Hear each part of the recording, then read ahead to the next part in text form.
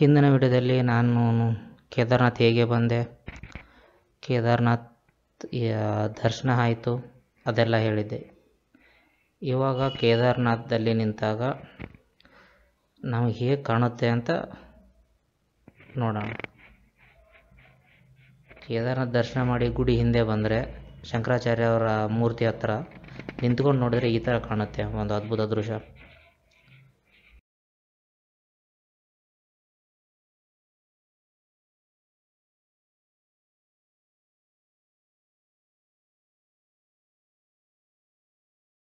ಆಮೇಲೆ ಅಲ್ಲಿ ಕಾಣ್ತೈತೆ ಅದು ಭೀಮಶಿಲೆ.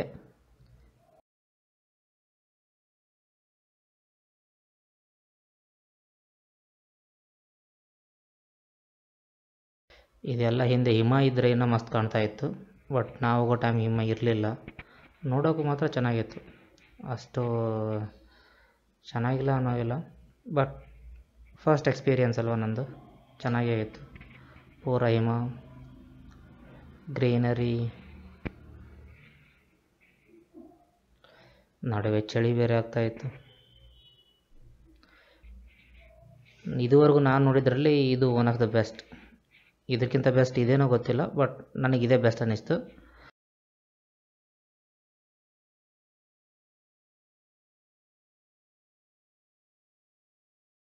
ಗುಡಿ ಪಕ್ಕದಲ್ಲೇ, ಅಲ್ಲಿ ಗುಡಿ ಕಾಣ್ತಾ ಇದೆ, ಅದ್ರ ಪಕ್ಕದಲ್ಲೇ ಈ ದಾಸೋಹ ಇದೆ. ಬೆಳಗ್ಗೆ 9:30ಗೆಲ್ಲ ನಾಷ್ಟ ಕೊಡ್ತಾರೆ.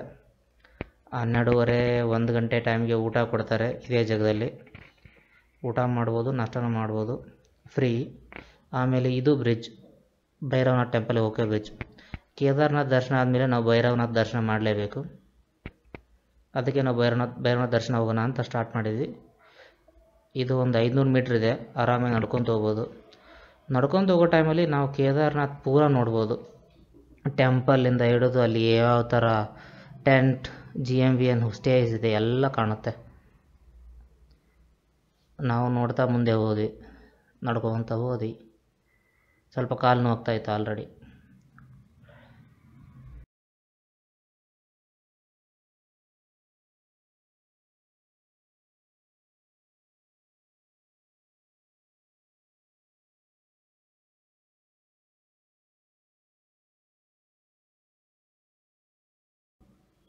ಇದು ಭೈರವನಾಥ್ ಟೆಂಪಲ್ ಹೋಗೋ ಎಂಟ್ರೆನ್ಸ್. ಇದು ಟೆಂಪಲ್ ಅಂದರೆ ಗುಡಿ ಗೋಪುರ ಏನೂ ಇಲ್ಲ, ಕಟ್ಟೆ ಕಟ್ಟಿದ್ದಾರೆ. ಕಟ್ಟೆ ಮೇಲೆ ಭೈರವನಾಥ್ ಮೂರ್ತಿ ಇದೆ.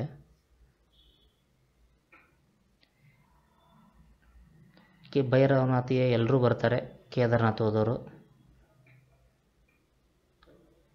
ಇದು ಭೈರವನಾಥ್ ಮಂದಿರದ ಪಕ್ಕದ ಇರುವಂಥ ವ್ಯೂ ಪಾಯಿಂಟ್ ಥರ. ಇಲ್ಲಿ ಕೂತ್ಕೊಂಡು ಆರಾಮಾಗಿ ರೆಸ್ಟ್ ಮಾಡ್ಬೋದು. ನಾವು ರೆಸ್ಟ್ ಮಾಡಿದ್ವಿ, ಸ್ವಲ್ಪ ಟೈಮ್ ಸ್ಪೆಂಡ್ ಮಾಡಿದ್ವಿ, ಕೆಲವೊಂದಿಷ್ಟು ವೀಡಿಯೋಸ್, ರೀಲ್ಸ್ ಎಲ್ಲ ಮಾಡಿದ್ವಿ. ಭಾಳಷ್ಟು ಜನ ಭೈರವನಾಥ ಟೆಂಪಲ್ ಆದಮೇಲೆ ಇಲ್ಲಿ ಬಂದು ಕೂಡ್ತಾರೆ, ಟೈಮ್ ತೊಗೊಂಡು ವೀಡಿಯೋಸ್ ರೀಲ್ಸ್ ಎಲ್ಲ ಮಾಡ್ತಾರೆ. ಎಷ್ಟೋ ಜನ ರೀಲ್ಸು ಮಾಡ್ತಾಯಿದ್ರು.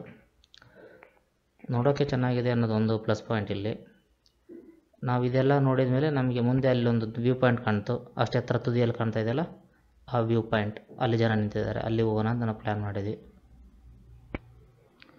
ಹೋಗೋಣ ಅಂತ ನಡ್ಕೊತ ಬರ್ತಾಯಿದ್ವಿ. ನಡ್ಕೊತ ಬರೋ ಟೈಮಲ್ಲಿ ನಮಗೆ ಕೇದಾರ್ನಾಥ್ ಕಂಪ್ಲೀಟ್ ಊರು ಕಾಣ್ತು, ನೋಡೋಕ್ಕೂ ಚೆನ್ನಾಗಿತ್ತು.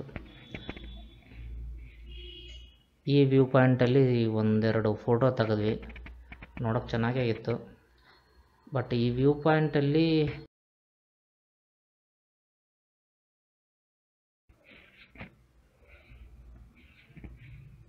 One of the best view ಇದು ಕಾಣೋದು.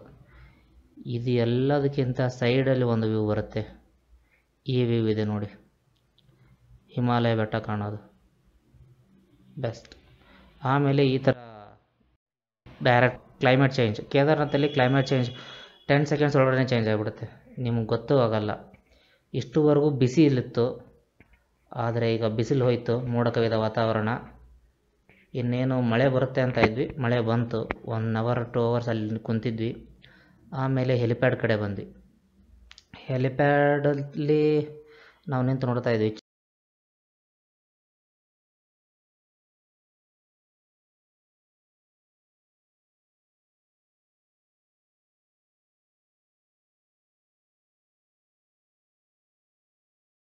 ಈ ಎಲಿಪ್ಯಾಡಲ್ಲಿ ಇಲ್ಲಿ ಮುಂದೆ ನಿಂತಿದ್ದಾರಲ್ಲ ಇವರೆಲ್ಲ ಆಲ್ರೆಡಿ ಅವ್ರ ಬುಕ್ಕಿಂಗ್ ಕನ್ಫರ್ಮ್ ಆಗಿದೆ, ನೆಕ್ಸ್ಟ್ ಅವರೇ ಪಿಕಪ್ ಆಗೋದು. ಅಷ್ಟು ದೂರದಲ್ಲಿ ಏನು ಕಾಣ್ತಾ ಇದ್ದಾರಲ್ಲ ಅವ್ರು ಕ್ಯೂ ಅಲ್ಲಿರೋರು. ಆ ಜೋಪಡಿ ಏನು ಕಾಣ್ತಾ ಇದೆಯಲ್ಲ ಆ ಜೋಪಡಿಯಲ್ಲಿ ನಿಮ್ಮ ಟಿಕೆಟ್ ವೆರಿಫೈ ಮಾಡ್ತಾರೆ, ಕನ್ಫರ್ಮ್ ಆಗಿದ್ದರೆ ಒಳಗಡೆ ಬಿಡ್ತಾರೆ. ಇಷ್ಟು ಕ್ಯೂ ಇದು, ಪಿಕಪ್ ರೆಡಿ ಇರೋರೆಲ್ಲ.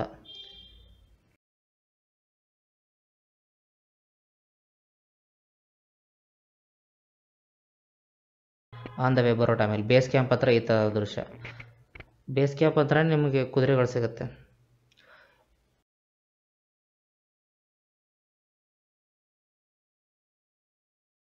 ಇದು ಆವಾಗ ಮಳೆ ಬಂದಿತ್ತು, ಮಳೆ ಬಂದ ಮೇಲೆ ಬರ್ಫ್ ಆ ಥರ ಬಿದ್ದಿತ್ತು ವೈಟ್ ವೈಟ್ ಆಗಿ. ರಿಟರ್ನ್ ಹೋಗೋ ಟೈಮಲ್ಲಿ ನಮ್ಗೆ ಈ ಥರದ್ದೊಂದು ದೃಶ್ಯ ಕಾಣುತ್ತೆ.